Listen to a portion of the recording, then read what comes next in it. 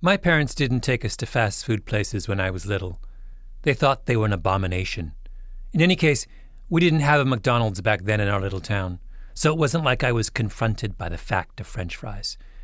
They were some dimly understood concept, something that people out there somewhere did to a potato that somehow implicated the French. Then one day, after track practice, 13 years old, I went to my first McDonald's. Have you ever seen a puppy encounter snow for the first time?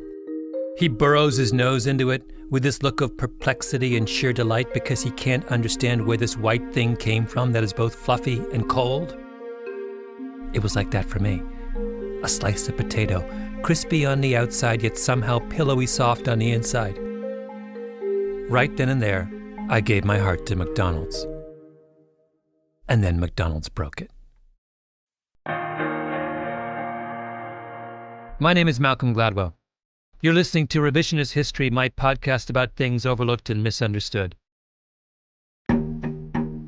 This week, I'm on a mission to understand why McDonald's betrayed me so many years ago.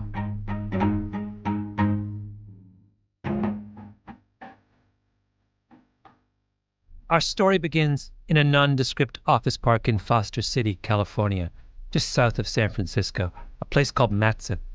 Maybe the top food research and development house in the country, the Los Alamos of food science. I came here to walk back the cat, as they say in the intelligence business, to figure out what happened on July 23rd, 1990, the day McDonald's changed the recipe of their fries forever and turned their backs on everything I once held dear.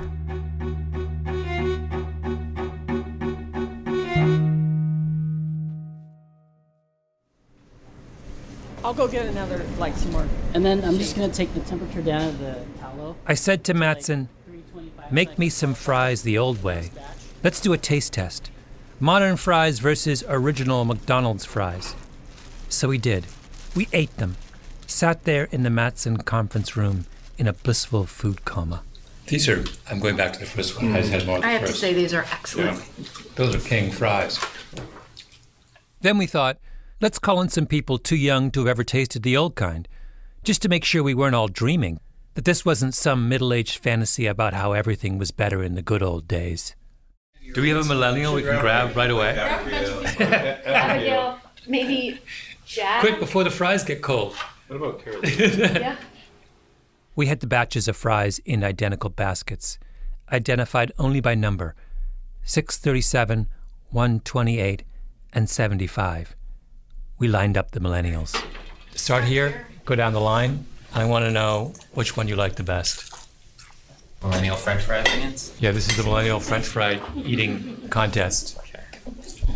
Very good. We have three, just for the record, we have three millennials here, is this correct? 23, 28, 25 years of age. The food scientists of the future. They sample all three options. They all reach the same conclusion. I like this one. You like it first? 637, yeah. Yeah, okay. Who's next? I also choose 637. I think I'm kind of torn between 128 and 637. But I think I like maybe 637 slightly better. 637. 637.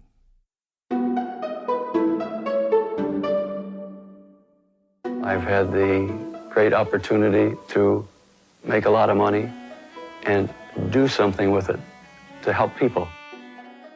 There was a time in America, a generation ago, when a man called Phil Sokoloff was a household name. My dad was just very intense, and he was a lovely person, but very intense. That's Karen Javich, Phil Sokoloff's daughter. It's hard to explain it. You have to experience it. I mean, the man that bought his business from him, okay, my dad would talk a lot. This guy would sit with my dad for hours, and this was an accountant. He knew so many people around Omaha, and he came to me. He said, your father is the most intense person I have ever met. Sokoloff started a business making corner bead, which is the metal bracing that you use when you install drywall. He noticed that it was really expensive, decided he could make it cheaper. And he just found this niche, that, just happened to make a lot of money, and he was very driven, and he knew he'd make a lot of money. But once he made his money, and then he sort of got tired of the business, and he knew he wanted to try and do something to help people. Then Sokoloff had a heart attack. He was 43 years old. And he was in good shape. The only thing he did wrong was he didn't eat right, and he had a high cholesterol. When you say he didn't eat well, what was he like before the... Yeah, he was thin. He always said he ate too much chili, he ate too much meat, too many fats. And the high cholesterol, though, also is genetic. He had heart problems in his family. He was really shaken by this heart attack. Yeah. Oh, this totally devastated him. Never, ever expected this to happen. And when you're 43, you think you're going to live forever. And this really changed his life, totally. Sokoloff's doctors tell him his diet and his high cholesterol levels put him at risk for more heart attacks. So he decides to do something about it, not just for himself, but for everyone. He starts a crusade. He wants to save America from saturated fat, the alleged culprit in high cholesterol. Sokoloff pays to have cholesterol tests for thousands of Nebraskans. He goes to Capitol Hill and does the same thing for 10,000 people who work there, including 70 senators. He starts campaigns to get low-fat milk in school lunches. He buys full-page ads in the Wall Street Journal and the New York Times and the Washington Post with huge, scary headlines. One year, he buys a $2.5 million ad during the Super Bowl. He takes over a billboard in Times Square to say, "Cut fat intake and live longer." This campaign that he was involved in, he spent an enormous amount of his own money on this. Yeah, he really did. I'm not sure how much, whether it was 14, 15 million, I can't remember. Wow. Yeah. Which 30 years ago is a lot of money. A lot of money. It still is. I remember my aunt telling me, he's spending all of your inheritance.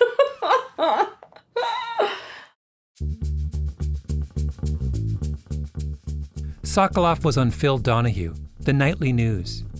For most of us, cholesterol is a private affair, but an Omaha man has made it a public crusade, and he is spending a personal fortune going after what he thinks are the fountains of fat in America.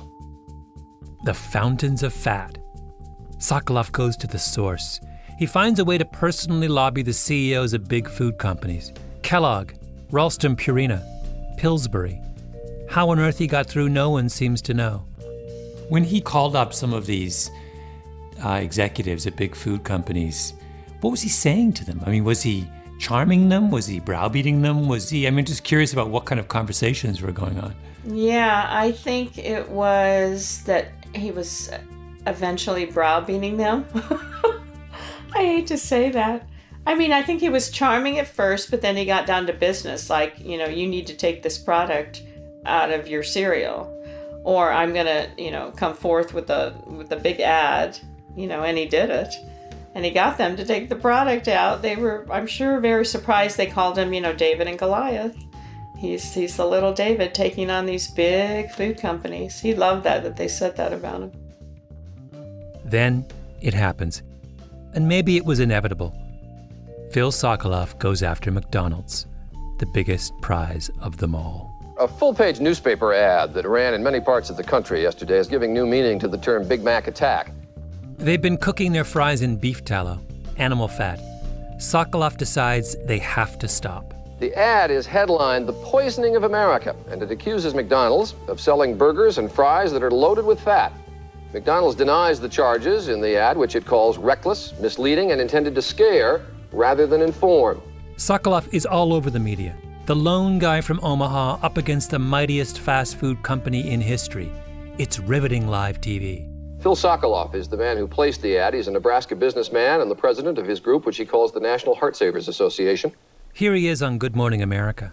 Also with us is Dick Starman, his senior vice president of McDonald's. Gentlemen, good morning to both of you. Good morning. And we're really on the same side. We just go about it differently. We're on the same side? Exactly. No, I don't want people to eat your hamburgers. They're too fat. But I want people to eat lean roast beef both sandwiches concerned about and diet good, healthy food. America is watching, and mighty McDonald's and the giant killer from Omaha are going at it tooth and nail. Sokoloff shouts, "That's not true. Your fries are cooked in animal fat." The McDonald's guy gets flustered, tries to say something. Sokolov doesn't let him finish. It's vegetable and They beef are 90 shortening. to 95% beef tallow. It's vegetable and that beef comes shortening. from your company. We do have it now. Yes, it's in but all what of you're our, feeding the people. It's in all of our restaurants. They just took out chicken skin out of their chicken McNugget 3 weeks ago. Tell them about Egg McMuffins. Tell them about the beef tallow and your French fries. Tell them about your... And on it goes. McDonald's calls in lawyers. They send threatening letters to newspapers, warning them not to run any more of Sokolov's ads. But that just winds up Sokolov even more. He loves a good fight. So he runs another round of ads. And finally, McDonald's surrenders. July 23rd, 1990. They quietly announce no more beef tallow. Just recently, I got in contact with Dick Starman, the McDonald's executive who went toe-to-toe with Bill Sokolov on network TV. I wanted to know what happened inside McDonald's headquarters after Sokolov came at them. Did they have a picture of him with a bullseye on it? How was it that a company making mass-produced milkshakes, hamburgers, and deep-fried potatoes was somehow sensitive to the charge that they were making unhealthy food? That kind of thing. He didn't want to talk. Maybe it's still a sore point after all these years. All we know is McDonald's gave in. They folded, and once they folded, everyone else did too. Wendy's announced they were going with 100% corn oil. Burger King said they would switch to cottonseed and soybean. I look at my dad as being a powerful man. And it was like, whenever I was with him, it was like I knew nothing bad would happen to me. He was just like, kept me safe. You know, I think girls tend to think that about their dads anyway. But he was powerful. Because this has consequences for all of us, I feel I have to go back to the beginning. It all starts with a man named Ray Kroc. He made his living selling the 5-spindle multi-mixer milkshake machine out of Chicago. And in 1954, he began hearing about a hamburger stand in San Bernardino, California. This particular restaurant, he was told, had no fewer than 8 of his machines in operation, meaning that it could make 40 milkshakes simultaneously. He couldn't believe that. He flew from Chicago to Los Angeles and drove to San Bernardino, 60 miles away, and sat in his car and just watched one happy customer after another drive up. He goes up to a blonde in a yellow convertible and says, "How often do you come here?" And she says, "Anytime I'm in the neighborhood." He realizes people are addicted. The next morning, he goes back and sits inside the kitchen, watching every move everyone there makes. The griddle man, the food preparer, everything done with military precision. And suddenly he has this vision of restaurants just like this all around the world. So he asks the 2 brothers who owned the place if he could buy their franchise rights. They said yes. Their names, of course, Dick and Mac McDonald. Now, why is Ray Kroc so smitten with McDonald's? Not because of the burger. The burger is fine, but it's not any different from burgers anywhere else. It's because of the fries. Ray Kroc can't believe how good they are. Golden brown, crispy on the outside, light and fluffy on the inside. Let me quote to you from Kroc's autobiography, the crucial passage. To most people, a French fried potato is a pretty uninspiring object. It's fodder, something to kill time chewing between bites of hamburger and swallows of milkshake. That's your ordinary French fry. The McDonald's French fry was in an entirely different league. They lavished attention on it. I didn't know it then, but one day I would too. The French fry would become almost sacrosanct to me, its preparation a ritual to be followed religiously. The McDonald's brothers used top-quality 8-ounce Idaho russets, peeled, soaked in cold water, then deep-fried in something Kroc would come to call Formula 47, which was a special beef tallow mix. Formula 47 was what's called a hard fat. Butter is a hard fat. Lard, which is pork fat, is a hard fat. Hard fats are saturated fats. From time immemorial, practically every culture in the world has used hard fats for baking and cooking, for good reason. Hard fats are stable. They don't undergo strange chemical changes when they're heated. And they're thick and creamy, not oily and fluid, which makes a big difference. You put butter on a slice of bread, it stays nice and thick on the surface. You put vegetable oil on bread, and the next thing you know, your nice firm slices turn to mush. When Nabisco took saturated fat out of the creamy middle of the Oreo cookie, the R&D was like the Apollo space program. The greatest minds in food engineering had to sit down and try and figure out how to keep the white part from turning into a slippery, oily mess.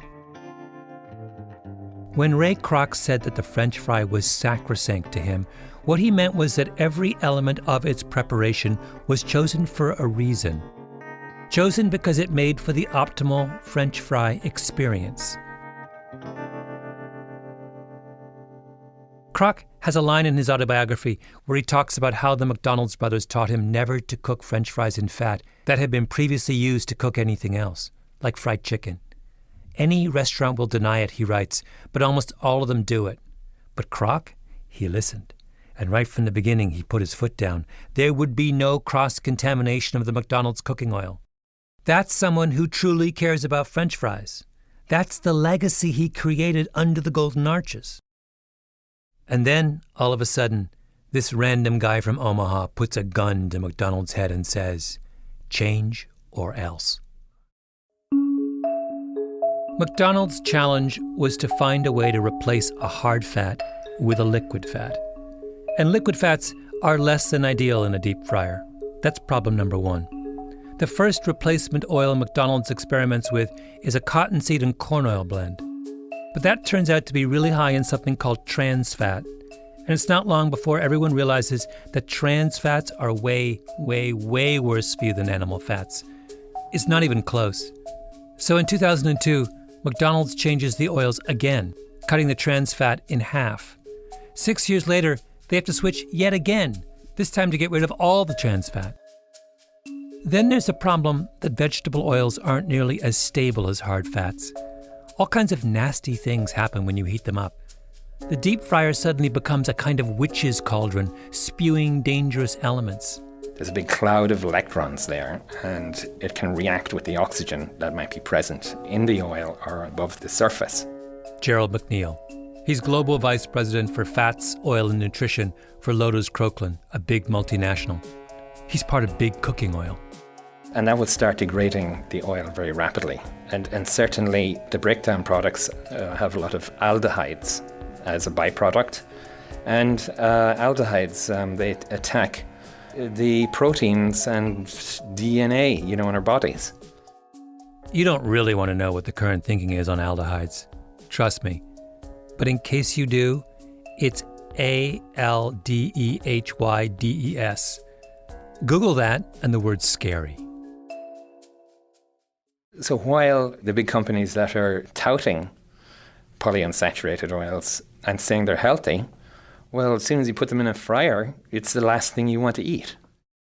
Crazy stories went around the industry as the fast food chains struggled to figure out how to make these vegetable oil mixes work.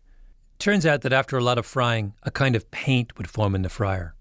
And what happens is it breaks down in the fryer, and then, fumes come out, and it goes all around the restaurant, let's say in McDonald's. And the surface of the furniture is sticky, because this stuff that they call a mist, comes out because of the breakdown products.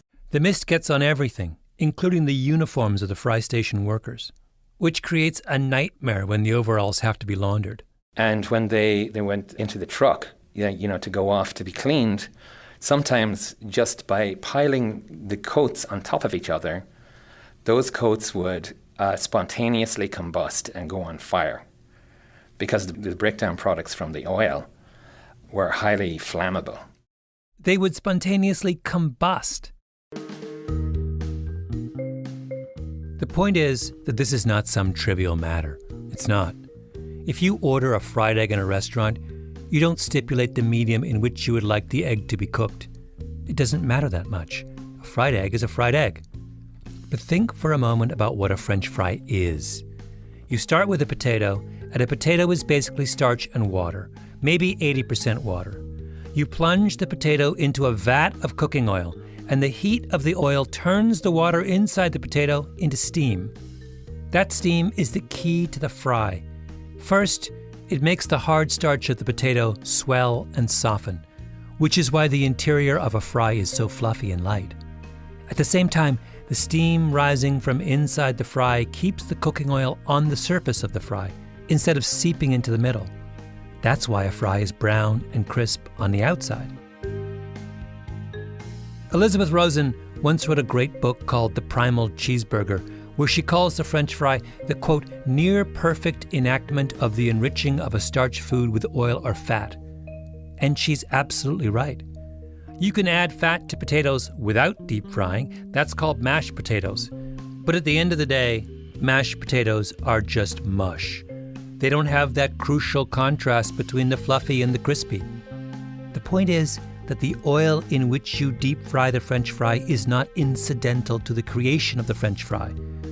A French fry is by definition a potato derivative in which the water has been replaced with fat. The fat is as much a constituent of the French fry as the potato. So when you change the oil in a French fry from hard to liquid fat, from saturated to unsaturated, you change the French fry. In 1990, McDonald's started serving us a different product. That's why I had to go to the food scientists at Matson.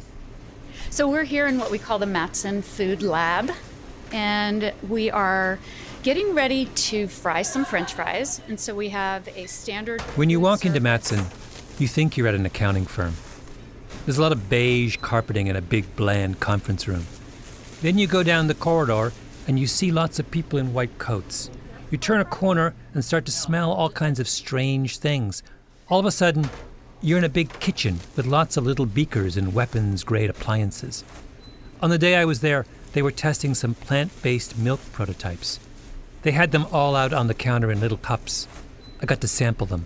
There was one in particular with a nut flavor that was kind of fantastic. Par-fried and non-par-fried. Yeah, and then beef tallow. Matson agreed to stage a taste test for me. They would get a batch of frozen fries from the same suppliers that the fast food chains use, and they would cook them in vegetable oil just how they cooked them in a McDonald's. They would also do a pre-1990 French fry, cooked in something as close as they can find to Formula 47.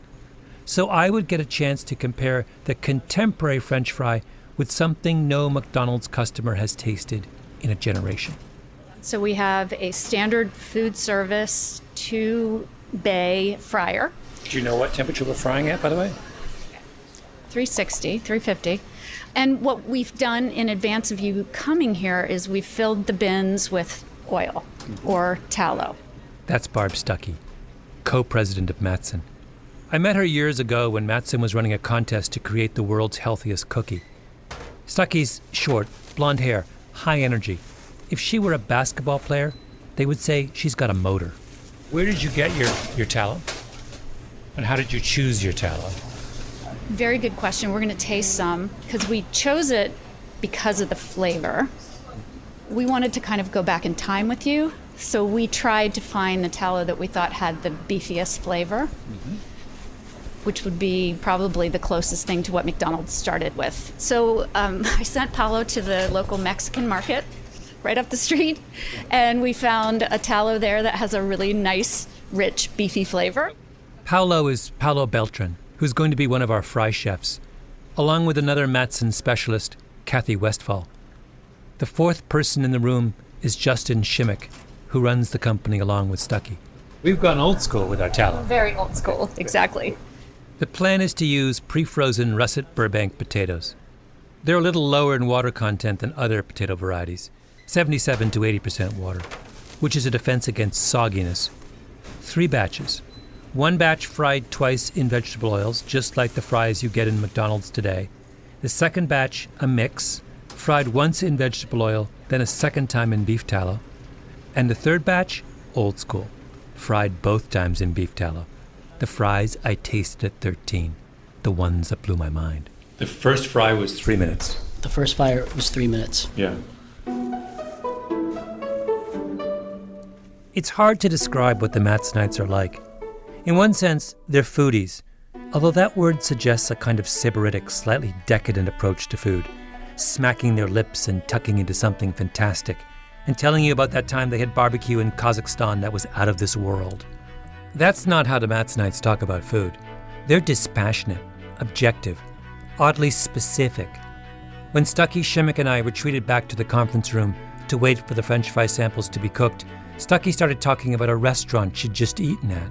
So I had a tomato soup last night that had rosemary in it, and the rosemary was so high, it tasted like a Christmas tree, the soup. And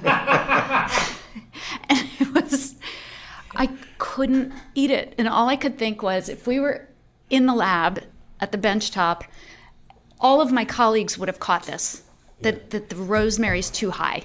Wait, who you having dinner with? Friends. Oh, friends. Yeah. Did any of them have the tomato soup? Yes. And did they think the rosemary was too high? I don't think so. It's just like... The rosemary was so high that it tasted like a Christmas tree. Like a Christmas tree. That's so great. We weren't sitting for more than a few minutes when the door to the conference room opened. All right. Ooh, wow, look at this. Here we are. This is major excitement. The Matson chefs had the batches in identical metal mesh baskets. Each was identified only by number, 75, 128, 637. The taste test was blinded. We had no idea which fry was which. Okay. All right, I'm going to start with the... So 637. Ooh. As a sensory professional, we're not supposed to give anything away or say anything. I have a hard time doing this. I'm sorry, that's amazing. You're a bad sensory professional. How is that not great? The baskets of fries were on the conference table in front of me. Everyone else had gathered around. These were people who make and consume some of the world's most exotic prepared foods for a living. You'd think they would be jaded, but they weren't. They were on it. And me, my head was spinning. I was in heaven. It was all I could do to keep the rigorous objectivity necessary for a valid blind taste test. What are you tasting with the first one, 637? Texture on 637 is shatteringly crisp. It's amazing. Perfect French fry texture. It's loud. Yes. As you chew it, it's crunchy. Crisp, but there's no hole in the middle, and it's nice and fluffy in the middle. They're like perfect French fries. And they have a lot of flavor. All right, 75. How do you feel at 75, number 2? Nobody was interested in 75. They were oily, not crispy, almost sodden. Bland. Just meh. All right, next one. The surface is really porous. There's a lot of oil squirts out when you bite into it. 3 batches of fries, prepared according to the same exacting specifications, but 2 were entirely forgotten. And we didn't have to be told what kind they were. They were what the fast food world has been passing off as a French fry for the past quarter century. But the 3rd batch, 637, to die for. That was the old school fry, the kind of French fry that doesn't exist anymore. We have a big win for tallow, is what we're saying. Yep. There's so much going on here. Also, look at the color difference. Yeah, those look like fries. My heart is full of sadness again to think about how many millions and millions and millions of people around the world have never tasted that.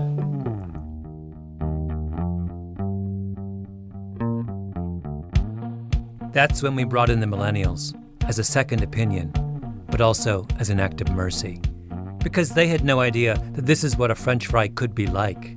And it seemed unbearably cruel to deny them that privilege when a mound of 637 was just sitting there on the table. Can we agree that those are the best fries we tasted all afternoon? I would agree. Yeah. I'm gonna have more.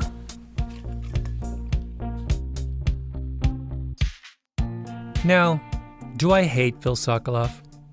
I've thought a lot about this in the intervening years, and I've come to realize that I don't hate him for killing Formula 47. He could have bought a yacht and a big house in a gated community in Florida and played golf. And you know how I feel about golf.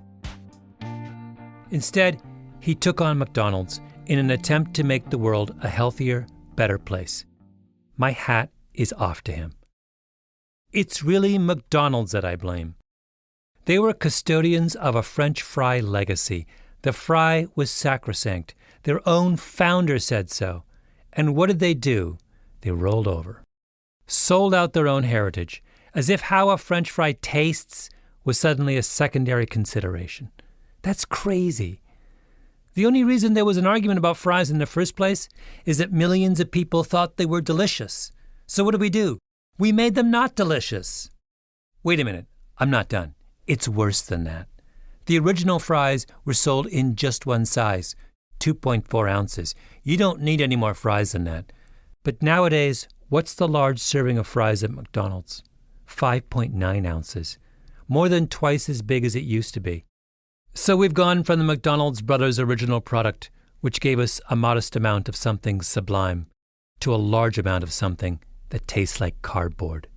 I remember going to McDonald's and having some French fries and going, oh, these don't taste as good because my dad had them changed the way they were made. But I think that's absolutely incredible that he did that. You know, he was made to do something huge. And, he did. He was amazing. Yeah.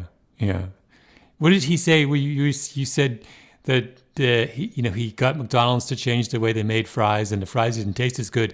What did he say when you said that to him? Did you ever say that to him? Yeah, he just laughed. He agreed.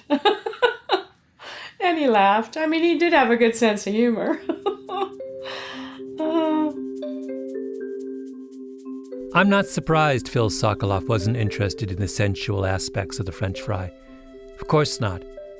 He was a zealot, a man shaken by his brush with death. He nibbled on vegetables and maybe an occasional turkey sandwich. He saw his job as getting all of us to think about the nutritional consequences of what we put in our mouths. And for that, I think, we are in his debt.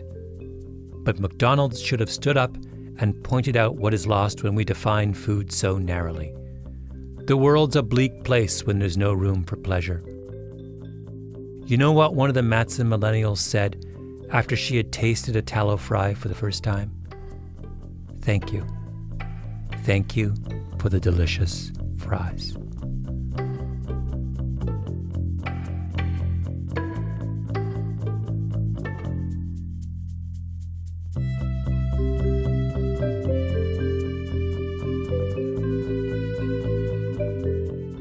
Revisionist History is produced by Mia Lobel and Jacob Smith, with Camille Baptista, Stephanie Daniel, and Xiomara Martinez-White. Our editor is Julia Barton. Flawn Williams is our engineer. Original music by Luis Guerra.